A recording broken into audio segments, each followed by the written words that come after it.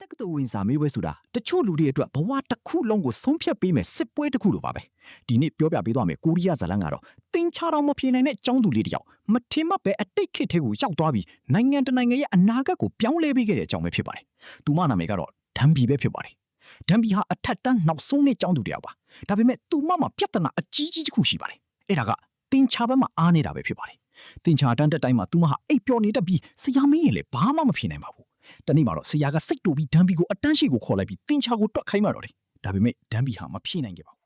အတန်းရှိမှာစူခံရပြီးဒီယိုနဲ့ဒန်ဘီကအိမ်ပြန်လာပါတယ်ဒါပေမဲ့အိမ်ရောက်တဲ့အခါမှာစာမလုပ်ဖွယ်ဖုန်းသုံးတချင်းနားထောင်နေပဲအချင်းကုန်နေပါတယ်ဒါကိုသူ့မအမေကစိတ်ပြက်ပြီးတချင်းစာသားမှတ်တယ်လို့သာတင်ချမှတ်နိုင်ရင်နင်အခုထိတင်ချမှာဆရာတစုဖြစ်နေပြီလို့ပြောလိုက်ပါတယ်စာမေးပွဲကနီးလာပြီဖြစ်လို့သူ့အမေကဒီလိုသာလုပ်နေရင်ဘယ်တက်ကတူမှမဝင်နိုင်ဘူးဆိုတဲ့စကားကဒန်ဘီရဲ့နှလုံးကိုတိုက်ရိုက်ထိသွားခဲ့ပါတယ်နောက်တနေ့တက္ကသိုလ်ဝင်စာမေးပွဲနေ့ရောက်လာပါတယ်ဒန်ဘီကအိတ်အနောက်ကျပြီးအလင်းစလိုထွက်သွားပါတယ်ဘတ်စကားဘောမှာတောင်တင်ချစာအုပ်ကိုဖတ်နေလေးနဲ့အချင်းကုန်စီခဲ့ပါတယ်ဒါပေမဲ့သူမရဲ့စိတ်ထဲမှာတော့ငါကြရင်ဘလို့လုံးမလဲဆိုတဲ့အတွေးပဲပြည့်နေပါတယ်ဒီလိုနဲ့စာမေးပွဲဖြေမဲ့စင်တာရှိရောက်တော့မိုးဒီတင်းကြီးမဲကြီးရွာနေပါတယ်ဒန်ဘီမိုးရွာထဲမှာထိုင်ချလိုက်ပါတယ်သူမကြောက်နေပါတယ်စာမေးပွဲကိုကြောက်တာမဟုတ်ကြာရှုံးသွားမယ်ဘဝကိုကြောက်နေတာပါအဲ့ဒီချိန်မှာသူမရှိကရေကန်တေးသေးလေးထဲမှာထူးဆန်းတဲ့မြင်ကွင်းတစ်ခုပေါ်လာပါတယ်ပြီးတော့ရုတ်တရက်ဒန်ဘီဟာရေကန်နဲ့ပြုတ်ကျသွားပါတယ်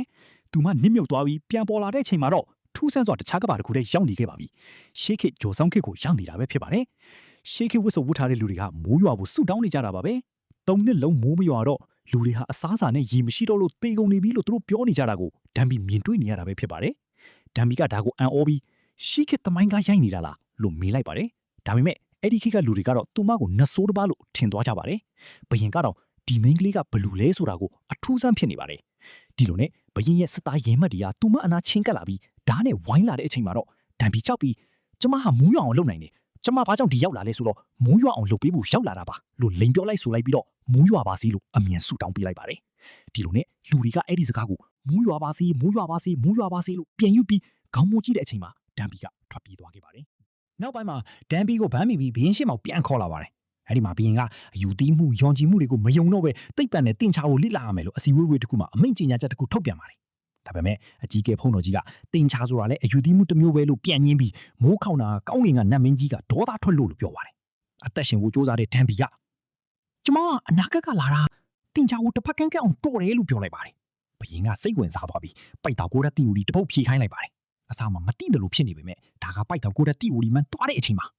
ဒန်ဘီချက်ချင်းဖြေနိုင်လိုက်ပါတယ်ဒါကိုဘယင်တိလိုက်ရတော့အံ့ဩသွားခဲ့တယ်ငါပညာရှိမူးမတ်တီဆိုဒီတီအိုဒီကိုဖြေဆိုနိုင်ဖို့၃ရက်တောင်ကြာတယ်လို့ပြောပါတယ်အဲ့ဒီနေ့ကစပြီးဒန်ဘီကိုဂိုးဆန်ဆိုတဲ့ပညာရှင်တယောက်ဖြစ်တတ်မှတ်လိုက်ကြပါတယ်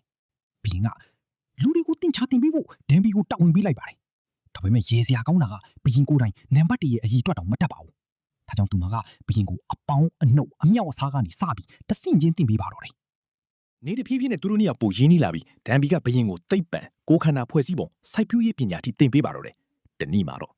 ခေတ်သစ်မှာအရသာရှိတဲ့ရိုးရာအစားအသောက်တွေဘယင်ကိုချက်ချွေးလိုက်ပါတယ်ဘယင်ကဒါကိုစားပြီးတဲ့ခါမှာအယမ်းဆက်ပြီးဘယင်ကြီးကအရင်ခက်ကဝေဒနာတစ်ခုခုဖြစ်ပြီးဆိုရင်ကျိန်စာကြောင့်လို့ထင်ပြီးနှစ်ဖူးမှာအဆောင်ချိတ်ထားတဲ့အထိအယူတီးကြပါတယ်ဘယင်ကဒါကျိန်စာလားလို့မေးတဲ့အချိန်မှာဒန်ဘီကဒါဟာခေတ်သစ်အစားအစာပါအရှင်မင်းကြီးလို့ပြောပါတယ်ဘယင်ကြီးခံစားလိုက်ရတဲ့ဝေဒနာဟာခေတ်သစ်အစားအစာရဲ့အရသာရှိခြင်းကြောင့်ပါလို့ပြောလိုက်ပါတယ်အဲ့ဒီချိန်ကစပြီးဘယင်ကဒန်ဘီကိုတကယ်လေးစားလာပါတယ်ပြီးတော့တဖြည်းဖြည်းချစ်မိသွားပါတယ်ဘယင်မှာအိမ်မက်တစ်ခုရှိပါတယ်အဲ့ဒါကတော့သူ့ရဲ့တိုင်းသူပြည်သားတိုင်းကိုစားဖတ်တဲ့ရေးတဲ့ဖို့လွယ်ကူတဲ့အခရာတစ်ခုဖန်တီးကျင်တာပါဒါပေမဲ့အကြီးကဲဘုန်းတော်ကြီးကတော့လူတွေပညာတက်လာရင်နိုင်ငံပြက်လိမ့်မယ်လို့ယုံကြည်နေပါတယ်ဒါကြောင့်ပညာတွေသင်ပေးနေတဲ့ဒန်ဘီကိုကွက်မြက်ဖို့ဆုံးဖြတ်လိုက်ပါတယ်ဒီနေ့မှာတော့ကွက်မြက်ဖို့နောက်ဆုံးအချိန်ရောက်တဲ့အခါဘယင်ကသူမကိုကယ်တင်ခဲ့ပါတယ်အဲ့ဒီအချိန်မှာမိုးဆက်တီတဖြည်းဖြည်းကျလာပါတော့တယ်၃နှစ်ကြာမရွာခဲ့တဲ့မိုးနောက်ဆုံးတော့ရွာလာခဲ့ပါပြီနောက်ဆုံးမှမိုးရွာလာပြီဖြစ်လို့ဒန်ဘီလည်းသူမရဲ့ကဘာကိုပြန်သွားဖို့ဆုံးဖြတ်လိုက်ပါတယ်ဘီရင်ကကန်းကြီးအထိလိုက်ပို့ပြီးသူတို့နှစ်ယောက်နောက်ဆုံးလမ်းလျှောက်ခဲ့ကြရင်နဲ့ဘီရင်ကဒီမှာပဲหนีခဲ့ပါလို့တောင်းဆိုပါတယ်ဒါပေမဲ့ဒန်ဘီကငိုပြီးကျမအမေစောင့်နေတယ်လို့ပြန်ပြောခဲ့ပါတယ်ဒီလိုနဲ့သူမလာရလမ်းဖြစ်တဲ့ရီကန်နဲ့ပြန်ဆင်းသွားပါတယ်ပြီးတော့ဒန်ဘီမျက်လုံးဖွင့်လိုက်တဲ့ချိန်မှာတော့သူမအခုခေတ်ကိုပြန်ရောက်နေပါပြီ